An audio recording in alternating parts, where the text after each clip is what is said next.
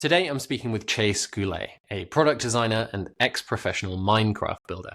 Chase interned with us at Glide a while back, and his work was always super high quality, and I loved our conversation. So I thought it'd be really interesting to get someone on who is actually just at the start of their career.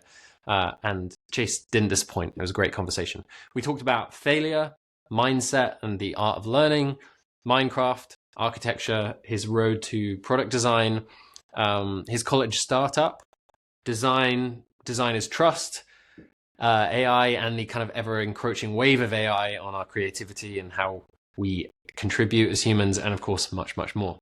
As always, if you appreciate the show, share it or leave a rating wherever you listen, and I hope you enjoy this interview with Chase Goulet. So Chase, in these kind of podcasts, there's a kind of tendency to get really older, experienced professionals on, but because I know you and because you're really talented and thoughtful, I thought it'd be really, really interesting to get someone on and have a conversation about really the start of their career, which is where you're at right now. I think many of us in creative and tech right now are kind of feeling excited and nervous in equal measure about how fast everything is changing. But then I sometimes remember people like yourself who are just starting out and how that might be even more pronounced. So I guess I'd love to get in touch with that with you in broadly today. But we can talk about lots of things. So I'm interested in your time at Georgia Tech, the startup that you did and stopped, reflections on how you're working with AI and things like that. But I guess let's start with Minecraft. Like, tell us the beginning of your kind of like your work there and what that was all about. What does being a pro Minecraft builder mean? Absolutely. I want to first say that I'm honored to be part of the podcast. I'm a fan myself. The guests are incredible, so I'm honored to be part of the lineup. Um, in terms of Minecraft, the story there was basically I've always sort of been a creative person in a various sort of number of different ways. I started with Legos when I was really young. Eventually sort of transitioned that to Minecraft because it's basically like infinite Lego that's much cheaper. And really, I just really enjoyed the creative aspect of the game. It's basically, for those who aren't aware, it's just a infinite landscape built out of cubes or voxels, basically, where you can sort of design whatever you want with minimal limits. And I was sort of just hooked. I was playing every day, designing virtual worlds, virtual environments. And basically, this is sort of in high school. So I was maybe like 14, 15 at the time as I like first started getting into this. I was basically playing so much that my mom gave me an ultimatum. She was basically like, either you need to start, going outside more or start making money off of this. You can't just be like doing this all the time.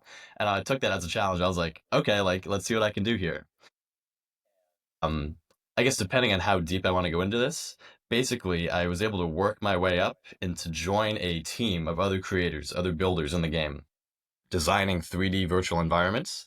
And this team happened to basically be the main team that worked directly with Microsoft, the company that owns Minecraft.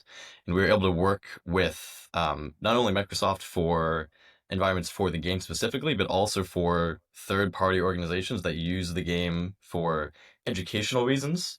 So we've worked with the Museum of London. We worked with the V&A Museum. We did basically 3D almost like renderings and I guess environmental designs for these exhibits on site at the museums and also at historic sites like castles. I think we even did one for a like a dam for like a national like sewage treatment facility.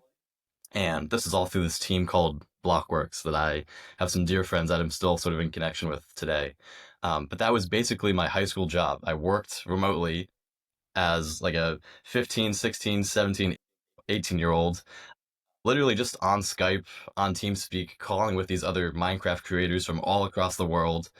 And this is like, that was like my first job. That was like my first sort of entrance into like the workplace. And it was kind of interesting coming through this game that I loved and getting able to get paid to be a creative and a designer in that sense, even though it was three dimensions and like in the context of a video game, was really interesting. I think that really sort of laid the groundwork for me wanting to become a product designer. What did your mum say after you got all that done? Yeah, she was taken aback. Basically, I a few weeks later after she gave me that ultimatum, I asked her, I was like, hey, like, do you have a, like, what's your PayPal? Do you have like a Venmo or like an account? And she was like, why? Like, what do you want to buy? And I was like, no, mom, I got a guy to pay me. Like, I have a commission coming in. The original thing that I got paid for was within Minecraft, there are these multiplayer servers where multiple people can join, play mini games. And Minecraft is kind of a sandbox based game where you can design other games within it. So one particular game mode is like the Hunger Games, like the movie, where it's like a last person alive wins, basically. And as you'd imagine, you need environments to play these games in. And different servers would want different themes. Maybe you'd want like a tropical island one. Maybe they also want like a frozen winter wonderland one. And I basically designed one of those on my own and was able to sell it to someone. And that's sort of how I started, was like designing these individual maps, individual worlds that were mostly for mini games. And from there, I sort of fell in love with like designing environments, studying actual real world architecture to try and translate it into the game, into cubes effectively. And that sort of just evolved and sort of snowballed from there. Are you still following the world of Minecraft? A little bit. I'm not nearly as plugged into the game and the community as I once was. I know they keep putting out a ton of updates in terms of like they keep adding new blocks, new textures, new features, new like creature types. Because the main core of it is really it's like a survival game, right? We have to like collect resources, you have to balance your health and your hunger, and they're always trying to add new types of like monsters to fight and that sort of thing. But I haven't been as plugged into the community anymore. But you were way more on the like the environment building side of Yeah, things. You weren't yeah, necessarily because yeah, exactly. okay, cool. And how did that work with when you were engaged with like the institutions that you mentioned? Like, were you working off like architectural like blueprints or anything like that, or was it more? Yeah, tell us about that. Yeah. Like the So process of translating, yeah, and also maybe you can add like where you ran into real limitations and issues where you're like, oh man, like this is tricky because it's in Minecraft. yeah, yeah. So it would vary based on project to project. Sometimes it was just if we were working with a existing building, existing structure, um, if it was already well documented on like Google Maps, we would just try and recreate it using Google Maps and Google Earth as much as we could. A particularly interesting one that I was super fond of that I led was there's this castle in, it's called Kenilworth Castle. It's in Warwickshire, England, and it's in ruins right now. Like it's totally been destroyed. And we worked with them to basically reimagine it as it would have existed in its prime, like 500 years ago. So we worked with historians and they gave us medieval floor plans of what the castle probably looked like and like medieval sketches and like tapestries. And so we referenced those and then other, you know, existing castles from the same sort of time frame and tried to piece together what it would have looked like both on the exterior and on the interior. In terms of limitations, as you'd imagine, working with cubes, trying to render the complexity of like 3D real life in just voxels can be really difficult, especially because of the scale in Minecraft is like a your character is 2 blocks tall, so a block is like a meter by a meter, effectively, which, as you'd imagine, there's not a whole ton of room for detail as you're trying to create like cups, right, or like tables or something. Um, How does so that work one, actually? yeah, Like just as a total Minecraft noob, like if your yeah, player is 2 blocks, hmm, how do you render a cup, which is surely way smaller than just half of, yeah, a person? yeah. So Minecraft has some native like default items that are smaller than a block. There's like a half block, which is just like if you imagine like 2 vertical slabs, they have like a stair block, which is basically 3/4 of a normal one, and then they have like like a not like a teapot, but like a flower pot. They have like fence posts. So there's some native elements that are a bit smaller, but really the creativity in terms of what I was doing was how do you take these objects that are smaller than a block and try and reuse them into create more details. So for instance, you could like stack a bunch of individual fence posts on top of each other to make sort of like a pole, right? And they had there's a whole ton of like micro detailing things where like you'd have to be really creative and think about what native I guess like objects they had and try and reuse them in other purposes. But one way I particularly got around this was I just doubled the scale for everything, right? So rather than building based on the player's scale, if you make everything 1.5 or 2 times larger, a block relative to your player gets smaller, so you have more room for detail. More Um, resolution. exactly, right. Yeah. And so certain maps played into this, and some didn't.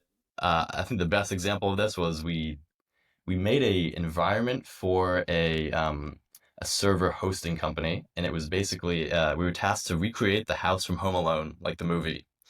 Built the house and the neighborhood, and it was basically a tower defense mini game where you were like Kevin McAllister, and you had to set up these traps to prevent like the wet bandits from coming in and taking over your house. So I watched that movie like 7 times, studied the interior and the exterior floor plan, and then built it at like a 3-to-1 scale so that you as a small child would feel smaller in that environment. And I also got the benefit of like having the detail. So is AI kind of touching any of Minecraft's like build process? Like, are people right now being able to be like, generate me a landscape that's like this, or here's a photo, make a Yeah. build of that building? Yeah, I'm sure there are. I haven't tapped into that specifically in terms of like AI generation to Minecraft, but I'm sure that's possible because even back like 5 or 6 years ago when I was deep into the space, we were already using regular standard 3D modeling tools to generate terrain, to generate environments, generate like mountains and trees, and then we'd export it at a really low resolution such Oh, that it was like what? Tell us. That would be really interesting to know. Like what um tools? man, I would need to go back and like find the name of them. We would use Blender sometimes. We would Yeah, use Cinema 4D. Um, that's partially good to enough. That's generate, fine. yeah, partially to generate 3D models, but also to take the Minecraft builds the worlds that we made and then export them, put them into Cinema 4D to render them with volumetric lighting, ambient occlusion, adding shaders to make them look more realistic. I was looking at some of your stuff as well, and you got like the bokeh or whatever. You're using proper Right. cameras and stuff like that. Yeah. Yeah, because it makes the default Minecraft like shaders and textures are pretty basic to help the game run more effectively, but we really wanted to try and highlight the beauty and like the realism and try and make our worlds look as I guess like impressive and interesting and realistic as possible. Um, but I guess where I was going with that is the team that I worked on, we had a developer, like a Java developer, who just wrote custom plugins for us. Because as you'd imagine, we're making these giant worlds. You can't just place every cube by hand. So we had custom plugins where we could basically select a cube selection in 3D and transform that selection. So we could, set it to one material. We could copy and paste. We could rotate stuff. We even were able to generate like basically trigonometry and like 3-dimensional like sine waves. We could generate shapes. We could generate any sort of like math equation you could plug in and be like generate a sphere, generate like an ellipse or like a paraboloid or something. If we wanted custom fluid shapes that would be kind of hard to trace out. And that sort of stuff isn't in Minecraft in Not by any way. default, no. That was like totally custom. That's Interesting. right. Yeah. Yeah. By default, you have to place every cube, every block by Is that hand. I wonder, I mean, not that you necessarily know, but I wonder if that's like an intentional thing by Minecraft themselves to like to keep it so like Yes. rugged and step by step. Yeah. Absolutely. I mean, Right. the game is geared towards like children, right? It's geared towards being a sort of a creative outlet and sort of like an adventure style like survival game. But it just happens to have this creative mode because it's such a sandbox. It's so open and there's so many things you can do with it. They even have Minecraft has its own like coding language effectively built into the game. So it's a great educational opportunity for learning a whole ton of different disciplines and different areas, which is why we were able to sort of plug into that educational component from the history side to try and immerse people into historical sites, particularly immersing kids using a medium they're more familiar with. It's a Mm. lot easier to teach kids about like castles, get them to care about history if they're playing a game they already love versus just reading a textbook. Was that the primary goal of the project, presumably? Generally, yeah. Most of the Yeah. projects we did were usually educational in some capacity or another. So even the ones that we weren't doing for like museums or for castles, there's a nonprofit called I think it was Block by Block that was basically it was an architectural nonprofit that our team worked with now and again, and we would recreate basically these towns in certain like low income areas across the world that we'd invite the citizens of that town to come in and try and reimagine how they'd want their city to be organized in Minecraft, because it's a very low barrier to entry and it's all sort of reduced. You don't have to worry about like city planning or sewage or pipelines or anything. You can just go in and imagine what you'd want your city to be. And so it was a really interesting avenue for like civil discourse and sort of discussion and education as well. Have you ever built your own space that you've never shown anyone in Minecraft? My own, so I have a I have like a playground of like a ton of unfinished builds that like have definitely never seen the light of day. I honestly don't even know if I have access to them anymore. But part of the way I got into it was like I probably spent, you know, the adage of like spending 10,000 hours is how you become a master at anything. I probably have clocked 10,000 hours just building stuff in Minecraft. One of my personal favorite projects that I just did by myself, didn't get paid for it, no one was like promoting it, was there's this series of books called I Spy books. Maybe you're familiar with them. They basically are like puzzle books that this author will lay out basically like a full environment in real life and photograph it, and they'll have a bunch of details of like, you know, dolls and trucks and all these things sort of elaborately laid out. And there's this one about a Halloween town, and the town was so beautifully done and sort of illustrated and basically built in real life and then photographed really well, like a miniature, like a diorama sort of thing. And I wanted to recreate that in Minecraft, and that eventually became a like massive like medieval town with this giant castle that took me like 6 months. I was like working on and off in high school for like 6 months to like build this entire thing with like I don't know, 30 plus different houses, all different layouts, full interior, fully mapped out castle, a full like terrain with like custom forests and everything. Yeah, that was probably one of my favorite passion projects I went through. I have photos I can share with you if you want to put them on screen. Cool. Yeah, there's something about building worlds which is like a big theme among most of the people who come on this podcast, and Yeah. there's something so profound about that. Did you ever go into like? Did you ever use VR for it as well? Is that like a normal thing Yeah. with Minecraft builders, or is it Yeah, all yeah, like yeah. screen? Yeah. So I usually wasn't building per se in VR, but the exhibits that we did, either with the Museum Right. of London, the V&A Museum, those were usually done in that the Kenilworth Castle that I mentioned. Those were usually showcased as VR exhibits on site, either at the castle or at the museum, where kids would put on the headset and then play through the world in VR as the exhibit to sort of explore and be more immersed into the history. I do find it just really interesting that like urge that artists and makers have when they experience something wherever it is, and they go, well, they didn't say it consciously, but the act is like, oh my god, I have to recreate that here or do something with that here. It's like there's so many infinite things, in our days and weeks where we're just like, wow, that's amazing or beautiful, or we're just totally in the experience. And then sometimes these things pop out, and some part of us is like, I have to like grab that and like do something with it, which is essentially what you did on a very organized scale with the Yeah. with the projects you talked about. But I think, as motion designers, we see it. Like as a musician, I noticed that, like, especially when I was studying a lot, I would listen to music all the time. Obviously, still do. But then there would be these moments would be like, I have to unpick that, and I would transcribe it and like work out how it was. There's this sort of this desire to like, and there's also another thing was like when you see it in another paradigm or in another world, you sort of appreciate it differently. I imagine like for those kids especially, like hopefully, obviously this was part of the intention, was not just to connect to history, but just sort of maybe even connect to the outdoors or like connect to architecture in a way that they wouldn't have. I remember this hilarious thing that I noticed when I was really little playing Skyrim or even whatever it was back then, Oblivion. And I noticed that I was like, I really love being in the countryside here, Yeah, probably a little bit more than I do in the real countryside. totally. And I'd be like, I love just like wandering through fields. And like this voice in my head was like, Jack, like there are plenty of fields around you in real life. Why don't you just go there? And there's this kind of like this slight separation, which also somehow allows you to be in the experience in a different way. I don't know. I don't have the words for it, but there's something there. It's I think the escapism you can get, like being able to craft your own world. You can remove some of the inconsistencies, some of the annoyances of the reality of like modern day life, and you can sort of shift the narrative. Like being in a video game, you have sort of complete control over the 3D environment. And what's really interesting that I see through product design is it's sort of the same application of like designing levels, designing worlds. You're still catering the user experience. You're still trying to push your users, or in this case, your players, to basically have a certain experience and achieve certain goals, achieve certain tasks.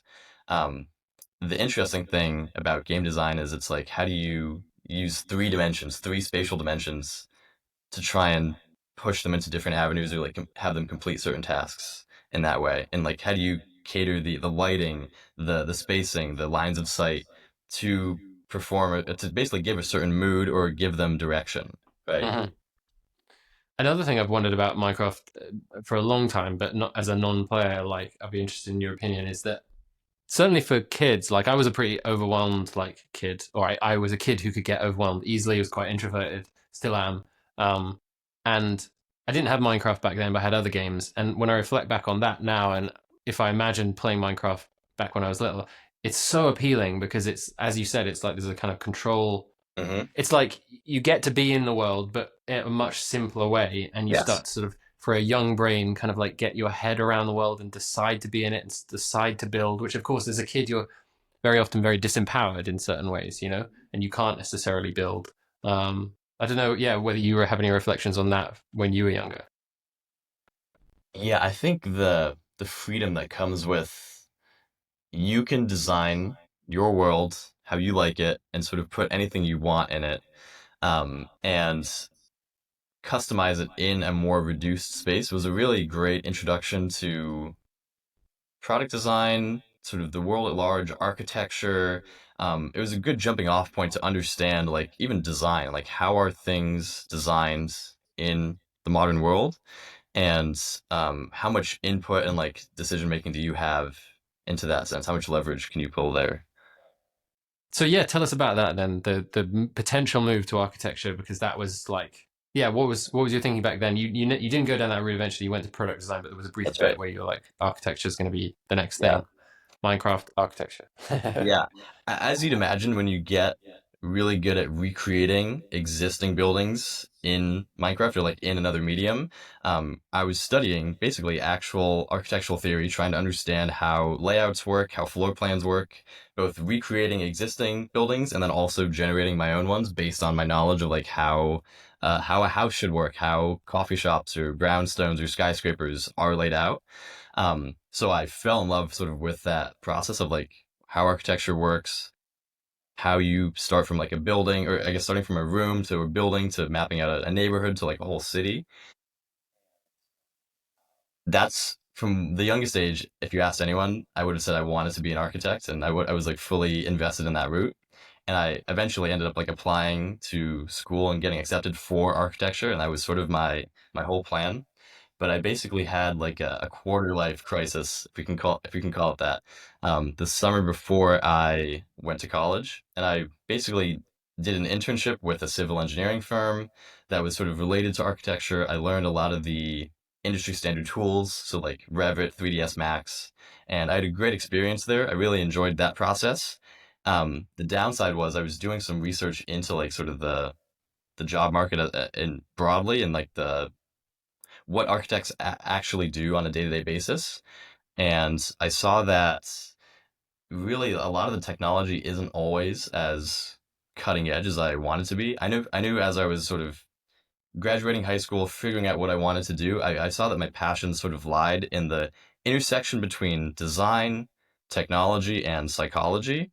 And architecture is an incredible profession. I still have a ton of respect for people sort of in that field, but I saw that sometimes the education can be kind of traditional. Sometimes you might not be on the cutting edge of design. And sometimes because you have to live in the confines of reality, it can be hard to actually innovate and like design super elaborate, really interesting buildings. Because a lot of the times, like engineers will come in, you have building codes, you have to sort of constrain your design, and sometimes it can get really watered down and really reduced down.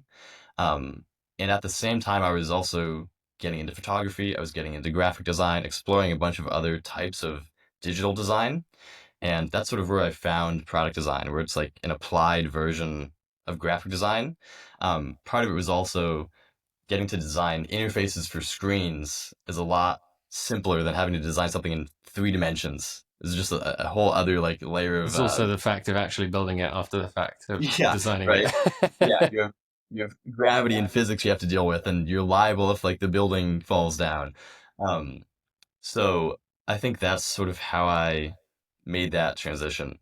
It's really well described, the transition. It really helps me as well because obviously, like I worked with you briefly at Glide when you interned, and just like I was always struck. A couple of people were like struck by how solid your work was being so young, and you don't often see that Yeah. necessarily, you know. And it makes total sense now with the trajectory that you mentioned there. I'm also struck by like just the maturity that you like. Maybe it was a crisis, but like the maturity that you had to sort of recognize that like I don't know, like what sustains you, what's actually at your core of interest, and Hmm. to stay more focused on that, even just a little bit, to then allow you to pivot and decide that that's not the right route. I've probably said this at some point elsewhere on another show, but like a thing I've often thought about is like with kids, our culture has this habit of being like, you know, like scene starts like 5-year-old playing with blocks, parents around say, oh, they're going to be an engineer. Like there's this just like immediate like end game of like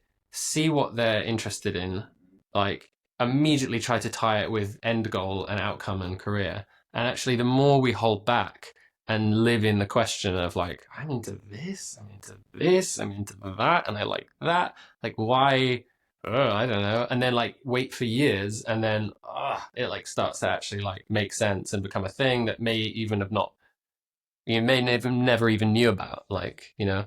So did you have anyone who was helping you through that like process? Mm, through that process. Like I I guess think, another way of asking that is like, do you have, or did you have any particular mentors or people who like have helped you over the years?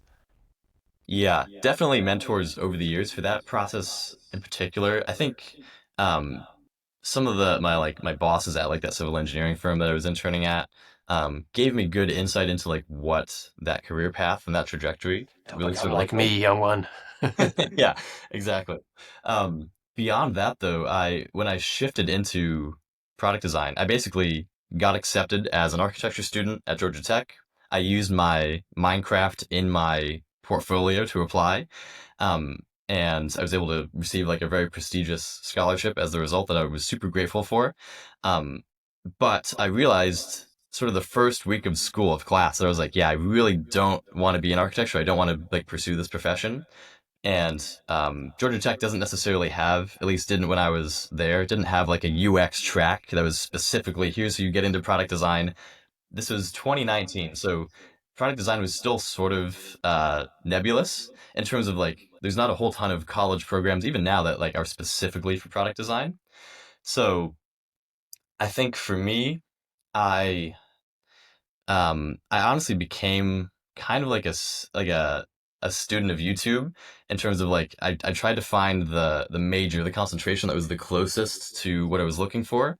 I ended up pursuing this program called computational media that was basically half computer science and half liberal arts slash visual design. It was kind of like a choose your own adventure major, and it was good because it gave me the sort of the core computer science background to understand how code works, how software functions, what is like the medium of software design. And I think of like being a designer, it's really helpful to know whatever medium you're working with, whether if you're like a film photographer, knowing how film strips work, if you're a sculptor, knowing how like the affordances of marble or the affordances of like paint. In software design, the medium is code. So even if you can have an understanding of like how data structures work, how algorithms work, that can inform and better inform your design. But I became like a student of the school of YouTube, trying to just learn as much product design and trying to ingest as much knowledge as I could on top of what I was doing in my major.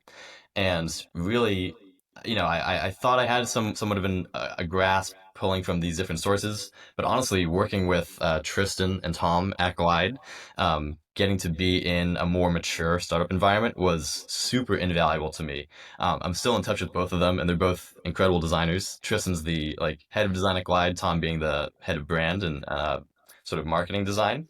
And getting exposure to both of those aspects of design, like strict product design, getting in the weeds, trying to maximize and sort of make the product experience, the customer experience more intuitive, and then also thinking about how do we market this product as a brand? How do we cultivate imagery? How do we show sort of the benefits we have in a unique way that speaks directly to our customer and to the messaging that they're looking for.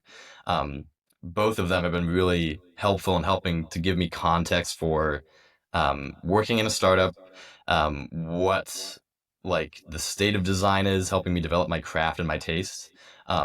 So I'd have to give them shout outs for sure.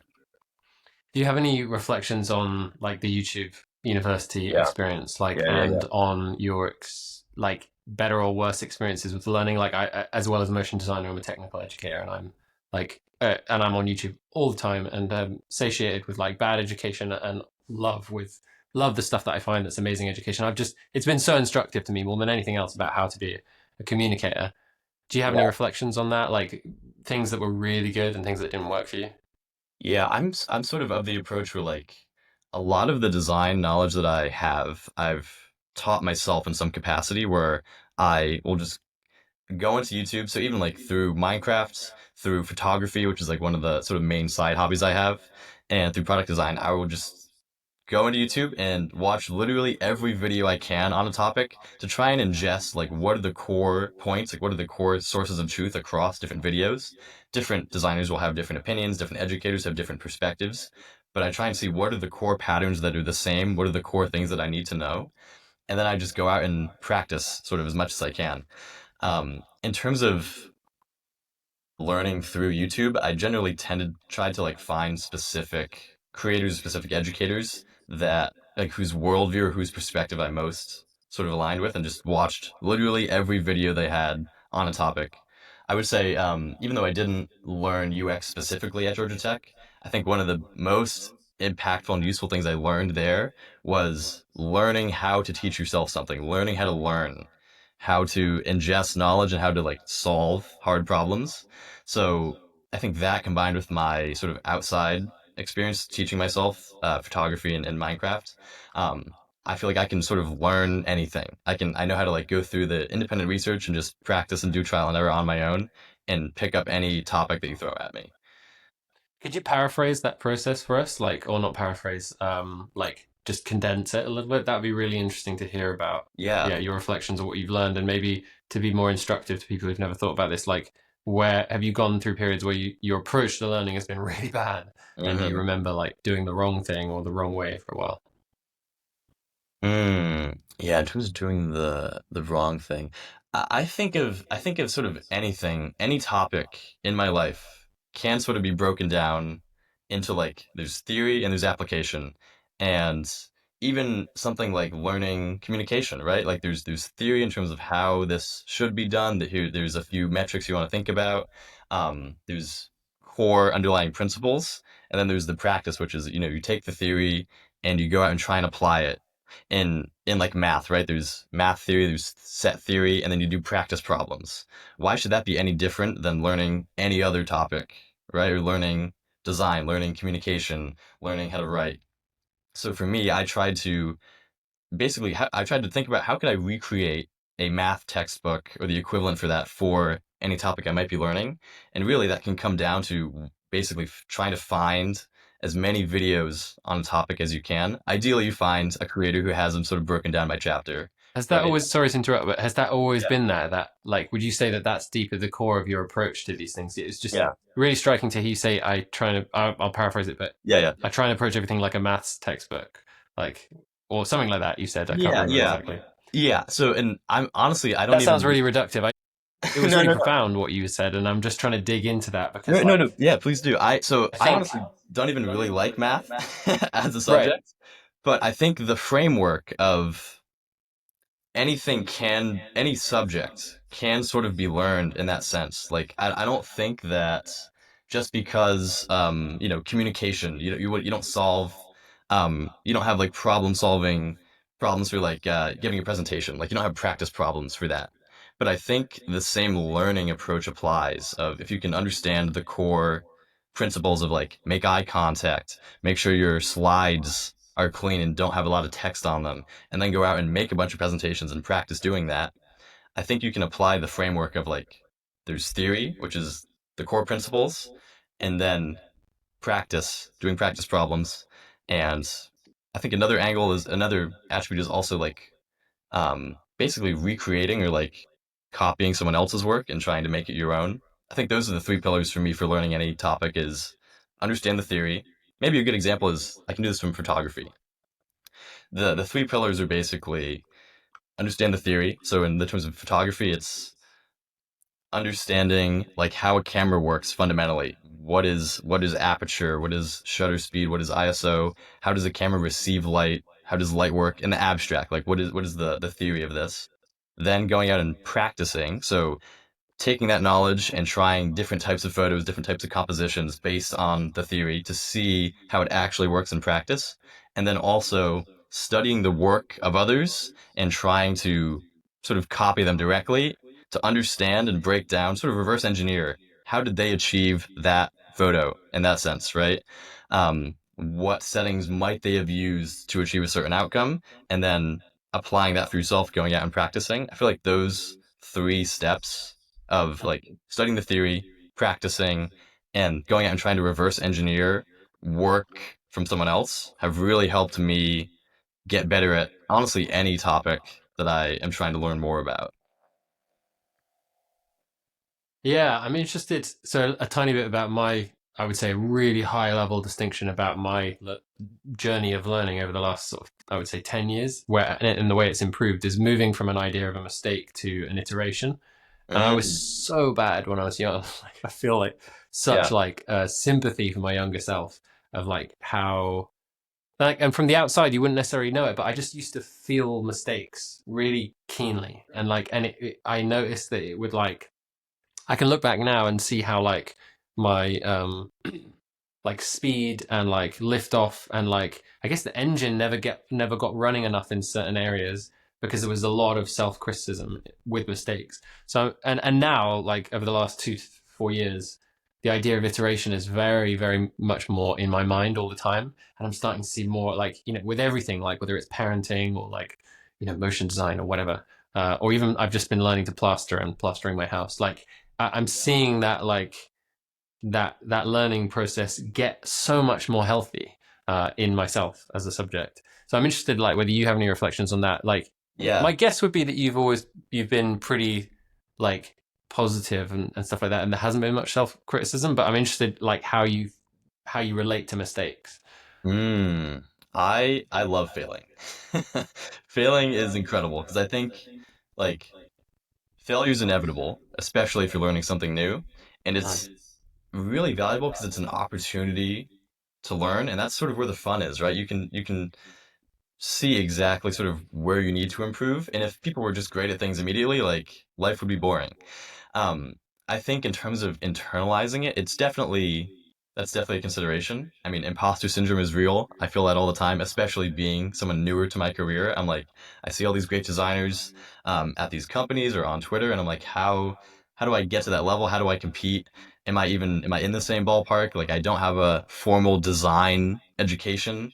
Um, is that necessary? Can I teach myself on my own? I think one of the benefits of being a designer, though, is being able to sort of distance yourself from that criticism and distance your work, the things you produce, from you. Because all you're doing every day is you have a problem, you try some design to try and solve that problem, and then you get feedback on it. And usually it's like, maybe we don't like this or change this part or, start again from scratch sometimes. I think the healthiest thing you can do is try and distance yourself from that. And the framework I use is specifically for product design. I'm trying to create the best product possible. It doesn't matter if they go with my work or if they go with something else, they try and totally change it. I want the net best outcome. And so that helps me to distance it such that it's not like my baby of like, this is the perfect design that is core to me. um, I try and separate it as like I'm solving a business problem, solving a design problem, and I want the best solution possible, even if it means it's not the original idea that I had. That helps me sort of mitigate the some of the like attachment that I might have to like my own processes and like failing. Um, in terms of like self criticism, I think it's good to think about, I guess, to give yourself grace and understand that you will not be perfect at anything when you're learning it for the first time. And it's inevitable that you're going to fail a bunch of times before you're going to succeed. Um, and I think just the more exposure you can have to that, the healthier and the more like secure you'll feel in a lot of different areas of your life, really. So I think that's how I approach it. What were some of the best experiences? And also maybe you can lead into the startup that you started and then Right. stopped, and then we can have like a conversation about like why the stop and where you're heading now. Yeah, totally. Um, Man, it's so hard to condense a whole college experience down to like the few critical moments. Um, I think the biggest takeaway for me from college was sort of like you mentioned, getting to be in a place with a high concentration of really ambitious, smart, dedicated people who are all interested in potentially changing the world in some way. And that was sort of a benefit of like the scholarship that I was brought into, but even just being at Georgia Tech was really fascinating. Um, I didn't even know that like product design, software design was a thing. I didn't really grow up in that scene at all. Originally coming in from architecture, I was sort of set on that, and I never even really thought about like that someone needs to design the interface for an app, right? Like someone needs to design where the buttons go and like how the interaction works. And then there's code beneath that that powers it, and there's different ways you can structure it. So getting exposed to that world was really interesting, and getting exposed to people who also wanted to try and like build apps on the weekends and try and just build out projects, work on building brands, planning events. That was a super eye-opening experience, and I learned so much and made friendships that are like lifelong in college. I think that was probably the honestly the highlight for me was just getting to meet the people and being in that community of trying to like create interesting things, solve interesting problems. In terms of the startup, basically that started as me and Chris, one of the interns at Glide, um, our senior design project for the computer science part of our degree. Basically, normally you would pair up into a group and get tasked with solving some sort of computer science problem, maybe building an app, building some sort of platform for a company. But Georgia Tech has a startup incubator called CreateX, and we were able to basically just do a startup for our senior design project, just starting a company from scratch, more or less. And part of the class was explaining, okay, now you're a senior, you've gone through a lot of these classes where we tell you what to build, but now how do you figure out what to build? What's worth building? What problems are worth solving? How do you find problems in the world that you can solve? How do you find customers? How do you find product market fit? That was sort of the whole thesis of the class. And the deliverable was create a startup to some capacity. And that was a really great experience for me to see like, is this something I would want to do? Would I want to become a founder down the road? And I'm sure my thoughts on this will change as I get older. But the end result from that experience was basically I decided that I don't know that I want to be a founder. I think I am better suited as like a founding designer or something to that effect, like a right hand man for design. Basically, the idea that we came up with was this is me and Chris, and then three other people from our class. We formed this group, and we saw that college tours specifically were really not incredible. This is sort of fresh in our minds because we were still college students, but we saw that most college tours, when you're touring universities, different college, and you're taking a road trip, usually they only show you some of the core sort of basic things that every school has in common, and they don't show you the specific things that make different schools unique, and they don't really show you the things that you'd want to see as a student, because you'd want to see the living situations, you want to see the dorms, you want to see really your major building, you want to see what a day in the life of someone who would be doing your major, what would that look like. But the tours, it's like it's one tour guide, there's 30 students or prospective students and their parents, so they just don't have the time to like go to every part of the school. So we built an app that was basically a one-on-one matching app for matching prospective students with current students at a particular school based on their interests, their hobbies, their major, so that you could get a personalized experience and like a personalized tour of that school. And we saw that, of course, high school students, prospective college students don't really have a lot of money to pay for this, but their parents are willing to pay around like $50 to $100 for this experience because they're already going to drive, however many miles to a school to be there in person to see it. So that was sort of the customer angle that we leaned into. And we started doing this pretty scrappily by just basically following existing tours at Georgia Tech. And then after that tour ended, we would ask any of the families there, hey, like, was there anything on the tour you didn't get to see that you'd like to see for your major or like for the dorms or anything? And we'd give them a custom tour on the spot, basically to try and verify our idea was correct, like that people would be interested in this idea. Would they be willing to pay for it? If so, how much would they be willing to pay for it? And then we sort of verified that. We talked to probably 100 students and their families or so to sort of get their perspectives. And then we went through building an app. We put it on the App Store. We called it Schooled. So the tagline was like, get schooled today sort of thing, trying to lean into that approach. And it was really, really fascinating experience of going through the like initial like sort of ideation conception of like what business problem can we solve, how do you solve it? Can we sort of get an MVP out, prototype it, and then verifying that, building it out into a full app, having the product design challenges of how do you make a matching algorithm? What does that process look like? And then ultimately, as you sort of touched on, we decided basically not to go through with it, mostly because we were both sort of working different internships. We didn't have a marketing force, and something like this is like it's sort of like an Uber, where it's like a two-sided marketplace. You need a marketplace of current college students and a marketplace of high school students or prospective students, and you need marketing effort to cultivate both of those. And we just did not have the time to like fully dive into that. Um, but I think Chris and I still think there's definitely potential for that idea. And I know there are some competitors that were exploring different It's approaches. so annoying that you have to do marketing, isn't it? Yeah, I know. And neither of us are really marketing experts. So it was a great like experiment for us to see like, is this something that we want to do? And I think Chris probably will become a founder at some point in his life. Interesting. Okay. Yeah. And at this stage, at least, you wouldn't feel like you would be a founder, or at least if you were, you would transition quite quickly away from any kind of like major leadership role.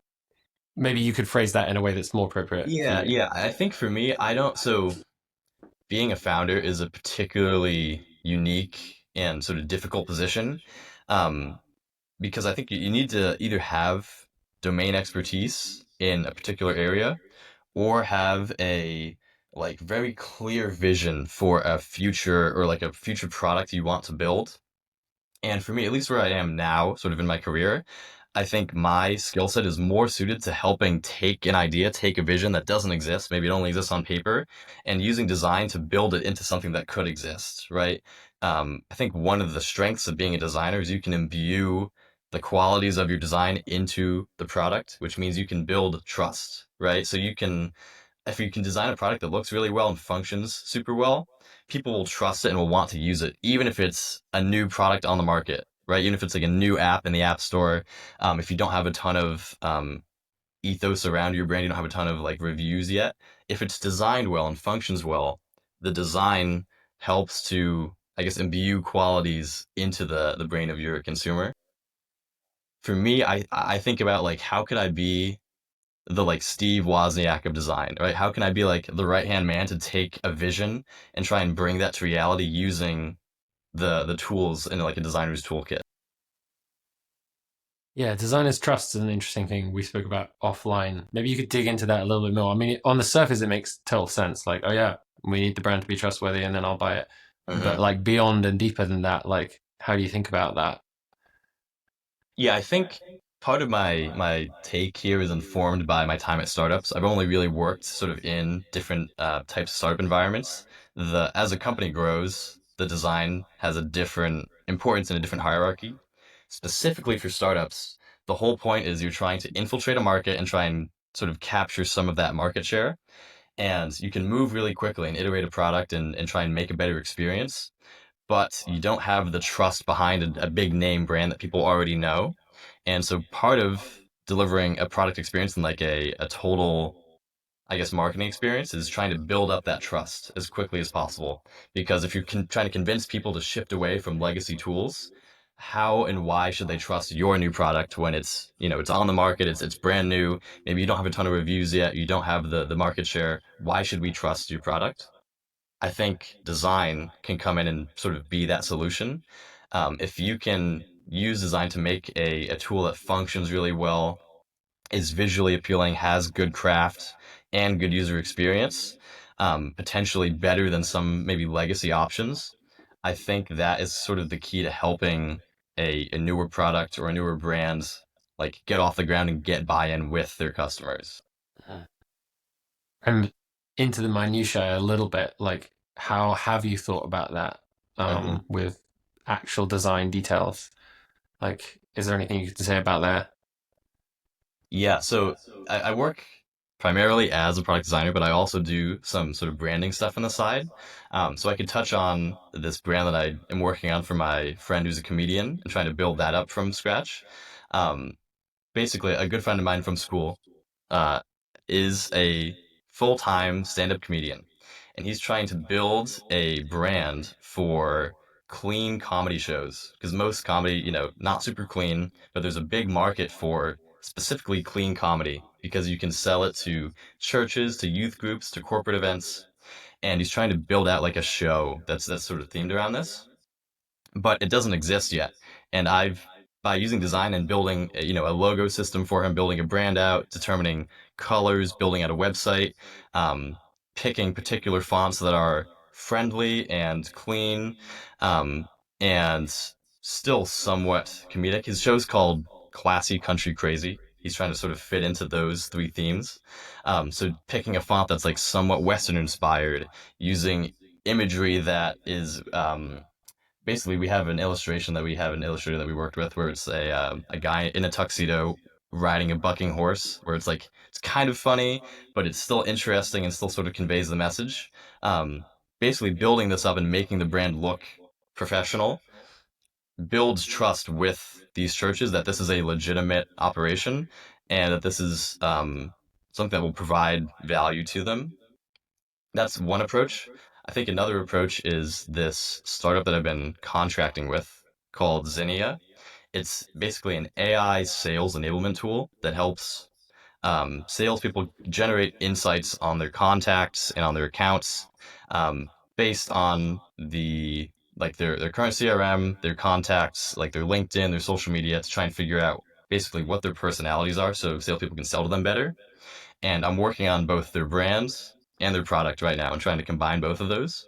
And something I've been thinking about specifically for that is um, what are the visuals, the copy, the terminology that would appeal to salespeople to make this product not just feel like some sort of AI slop that's just like trying to like take their money. How do we show that it's actually a useful tool that will actually make their job easier so that they can basically focus more on the human connection and they don't need to stay doing the research.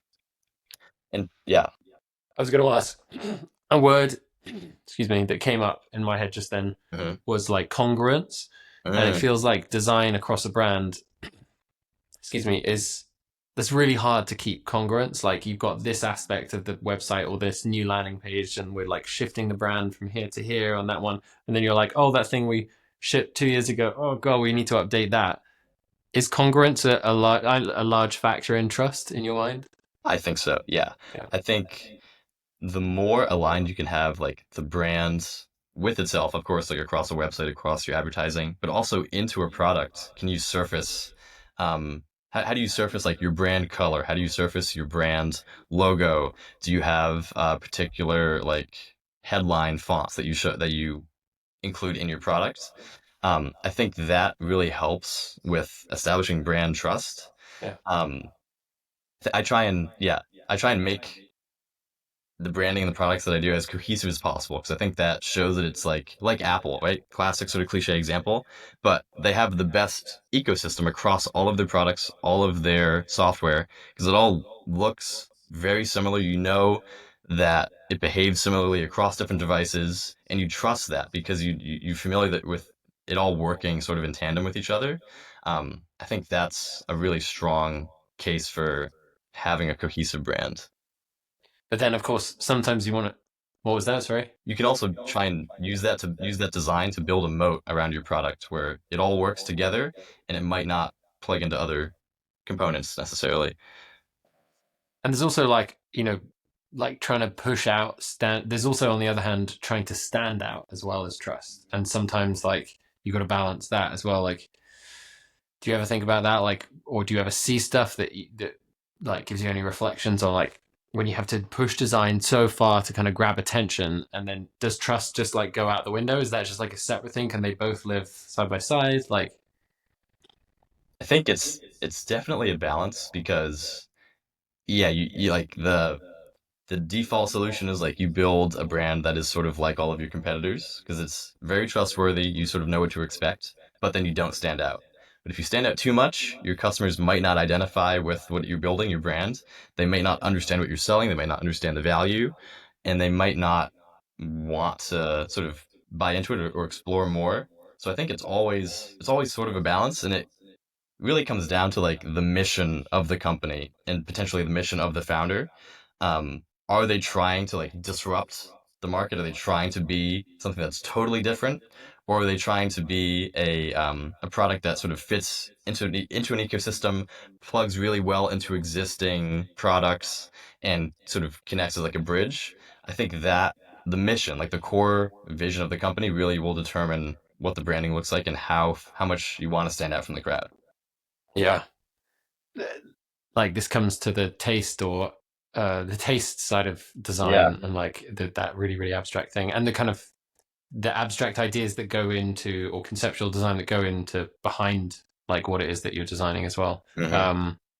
Do you ever think about this with video or like motion? Whether you ever see stuff like trust and like yeah, do you ever see things and you're like okay yeah that's there's sort of parallels there, or you have opinions on it, or is it more like product design that you tend to think about these things with? Yeah, I mean, I try and think about it across all different types of design. I actually want to get into video and like learn more motion design myself because I think it's only going to help brands and product because we don't live in a static world, right? Like adding animations and adding motion can really help direct the user and highlight like what is happening on the screen.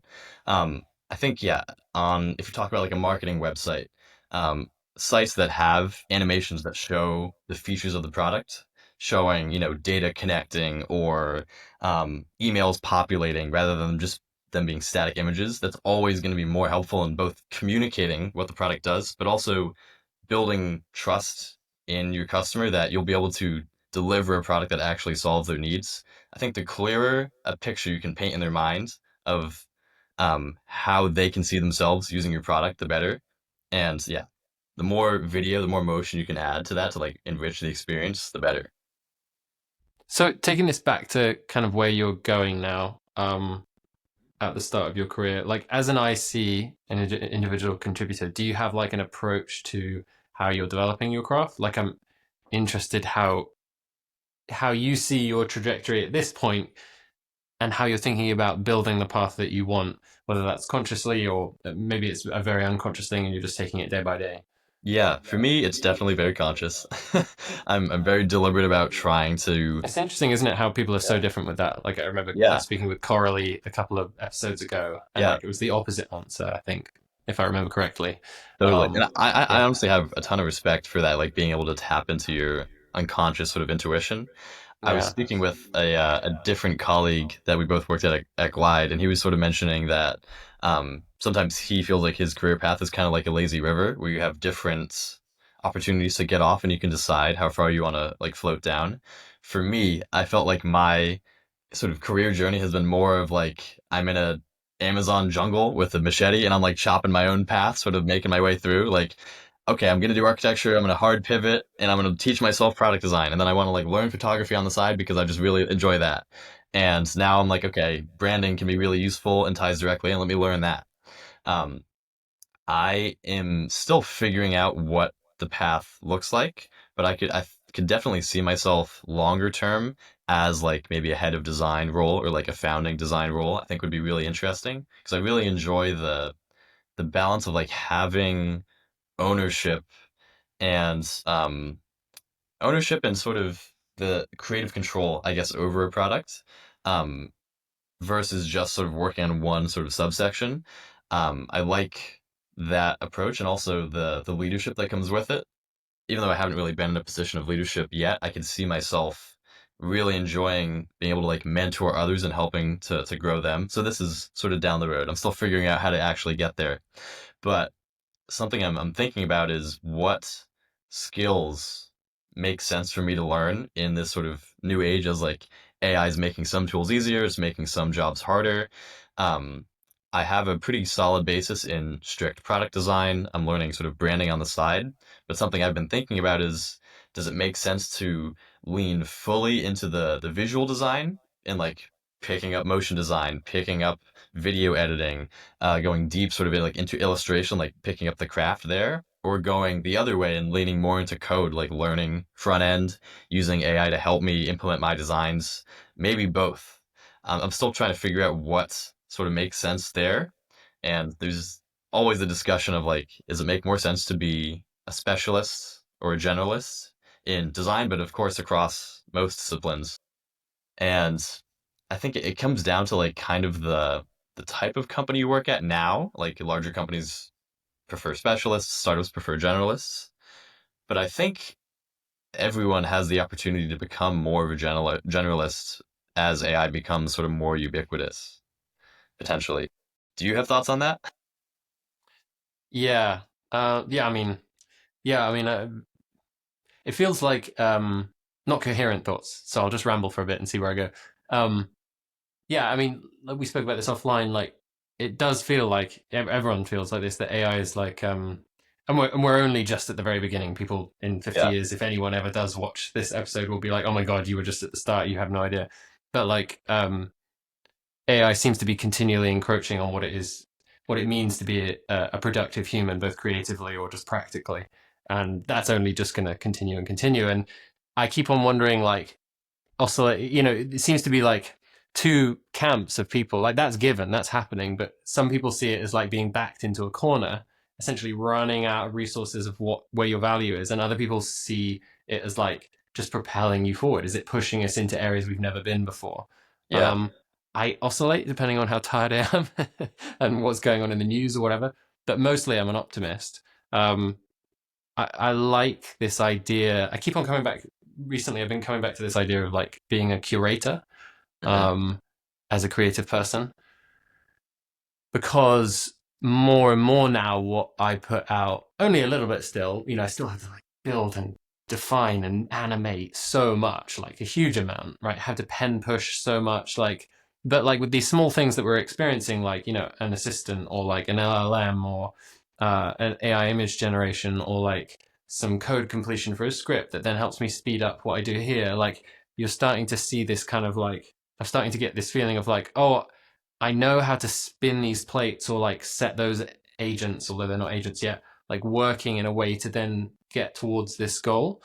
And I think that like we'll look back in like 20 years and look at how like totally minimal and childish AI was and be like, how was anyone worried about their jobs back then? Like, look at what's happened now. Like, I heard a podcast the other day. Someone was talking about like how people are like, oh, do we need developers anymore? That really naive argument, and they were making, oh yeah, it was Mark Andreessen, and he was saying like, no, there's going to be so many more programmers now. There's going to be so much more software. We're just opening up all of the infinite use cases that we need for software.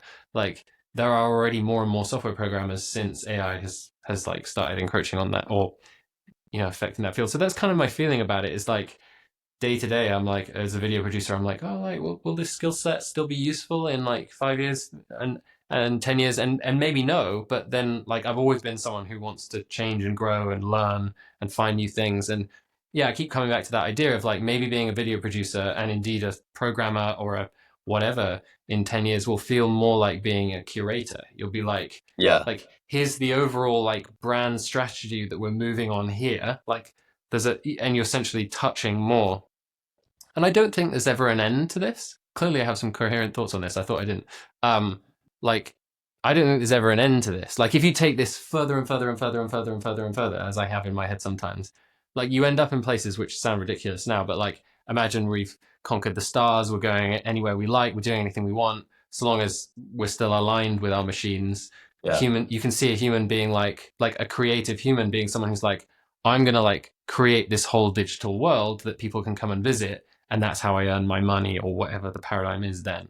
Like, and that world is like when you go into that world, it's an entire planet of like experiences and people. And instead of being like, oh, I'm going to draw a painting, it's like here's a city that I'm going to curate with all of this toolkit that I have. You know, maybe it's not even digital, maybe it's physical. I don't know, but like I guess that's where my if I try and stay positive about it, that's where I try and take it to the furthest extreme. It's like you're just going to keep the expansion of like your remit is just going to keep growing, and you're still going to feel creative. It's just bigger than just like designing small pixels, you know? Yeah. Yeah, totally. I totally agree. I think even in the shorter term, the funny part about like creating more software and more programmers means that there's going to be a need for design, both for to supply that software, but also to help make a different application stand out. Because what I've seen is like as tools and software with AI has been kind of ubiquitous, a lot of software that is built with AI just looks the same, and it's great. It works. Like it's a lot of them might be MVPs, Like but like language, yeah, really. yeah. But the question then is like, okay, if all software starts looking the same, design is going to be even more valuable to help those products try and stand out, and craft might be the end differentiator, and that sort of comes down to like curating the taste, curating the vision, curating something that caters directly to your customers or your users and like really identifies with them. Because I think yeah, AI is still not great about like that human sense of like abstract reasoning, coming up with like names for things or like logos or um, cultivating like the vibes of an app essentially. Yeah. I was just looking up on my screen here, just a post I saw yesterday from Joe Hudson, who Mm, runs a podcast called yeah. Accomplishment. It's like my favorite show ever. And he was saying, because his company runs like courses on leadership and like personal development, you know, that's a reductive term from their perspective. But, and he said something like, what was it? Obviously, like in the past, being smart was useful. You couldn't outsource intelligence, and now that's changing. Soon, knowledge and even intelligence will be commoditized. Um, and so, what's the real next competitive edge? And his answer is wisdom and emotional clarity. And I love that. And I think that even if you're not into kind of like the leadership stuff and the personal development or actualization stuff, that we're sort of like what this whole thing is. AI is sorry, I'm getting into pothead rambling realms here, but like AI is like making us try and get in touch. We're being forced to be more and more in touch, or ask the question like, what does it mean to be human? Like, what? Not just like, what's my edge? What's my value? Can I? Am I like redundant? But like, who am I? What do I do? Like, what does it mean to be a human and contribute? And that's like a hard but very, very good thing, I think.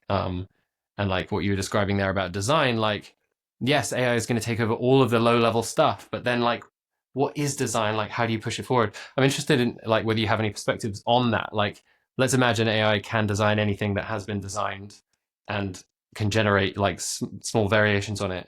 What is that edge in design for you? Is it like abstract reasoning or like conceptual design? Like what pushes design into that next level that can't yet be done by machine?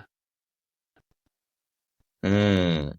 Yeah, I think it's sort of the biggest thing that what I see AI struggles with, specifically with design, is sort of that abstract reasoning, where, for instance, I don't know that AI currently could come up with like Apple as a name for a software company.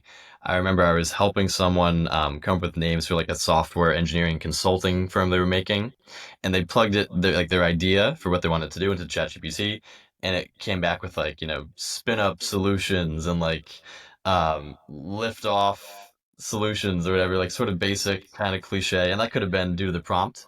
But I was like, no, a brand and like the design, sort of the marketing, and even the copy, the idea around a company shouldn't be literal, right? Most of the best companies don't actually tell you what the product is. Talk about Apple, Nike. Like Nike isn't like great shoes are us. They're named after like the Greek goddess of victory. um that idea of like abstracting away Nike, like we make shoes, but we want to show victory. Okay, let's like connect that to the Greek goddess of victory, name our company after that.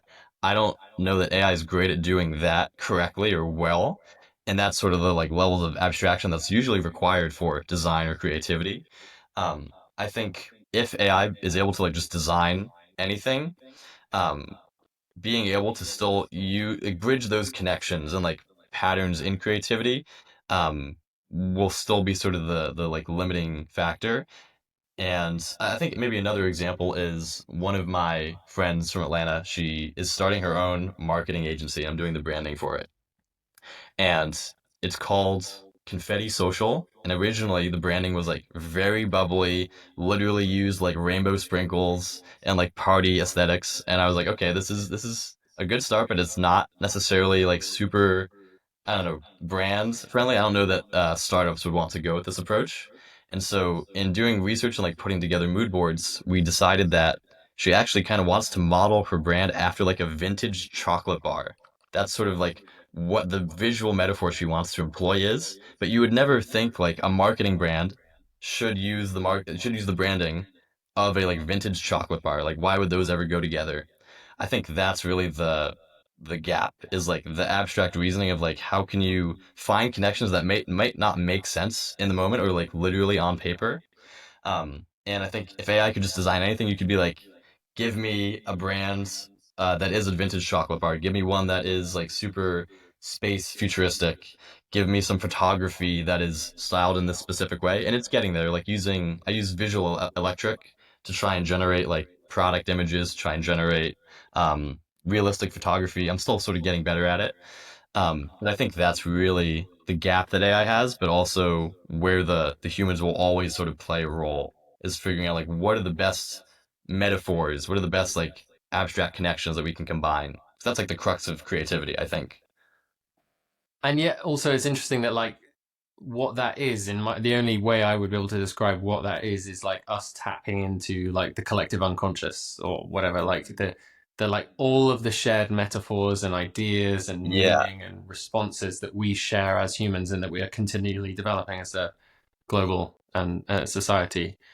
And the nuance of that, like we can do that right now, but then in a sense, at least through language and through image, what AI is doing is it's ingesting everything. So why is it not necessarily getting that yet? Like, and will does it just mean that it's just a matter of time?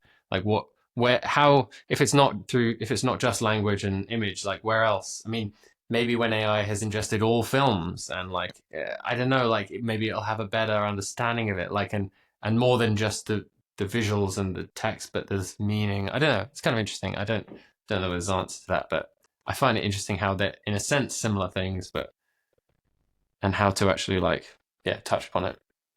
I think part of it's like currently it's at least the basic models are like the reasoning models are getting better now, but at the core it's they're just predicting, right? It's like I've seen these words or these pixels before. Based on that, what is the next best sort of approximation of the next set of words or pixels or tokens?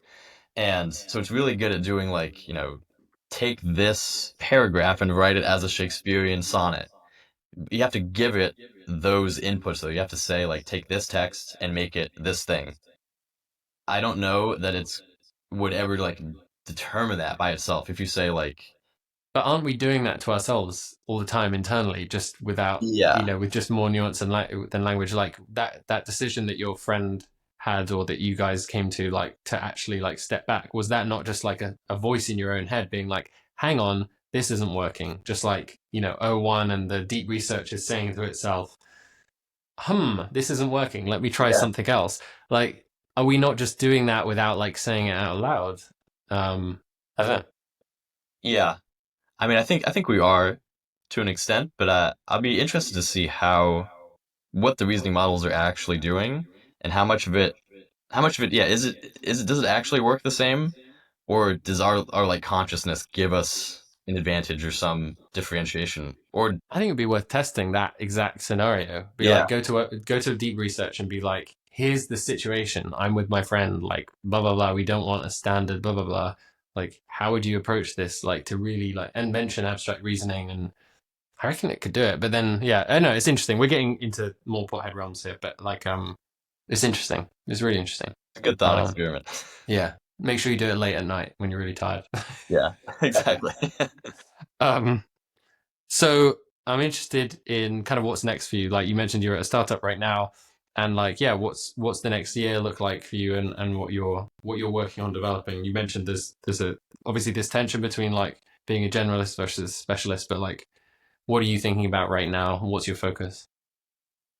Yeah, so I'm in sort of the next phase of my life. I basically graduated from Georgia Tech, went on tour with my friend who's a comedian, and basically traveled for like a year straight, all across the country, but also like all sort of across the world, really.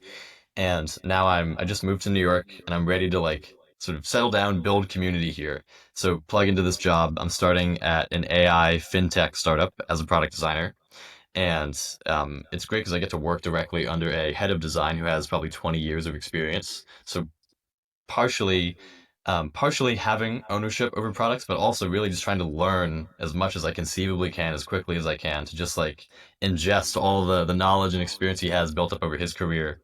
So for me, it's really a sort of a mix of like own products, try and become more senior, like gain more leadership, but also gain as much knowledge as I can. I also really want to try and cultivate um, more sort of like photography and like filmmaking on the side. So something I'm also really drawn to in terms of like content creation. I really like cinematic travel photos, cinematic sort of like travel vlogs or like mini vignettes. And I'm even thinking about like what would it be to be like a design influencer if I wanted to be in front of the camera. Even though I'm not like a veteran of the industry. Is there any insight that I have that might be valuable to like the broader design community? And if so, like how would I approach doing that? So that's something else I'm trying to like think about and maybe cultivate on the side. Nice, great.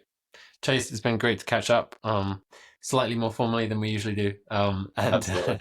I appreciate it. So it's been great chatting. And yeah, obviously, hopefully bring you back again in a year or so and see where you're at.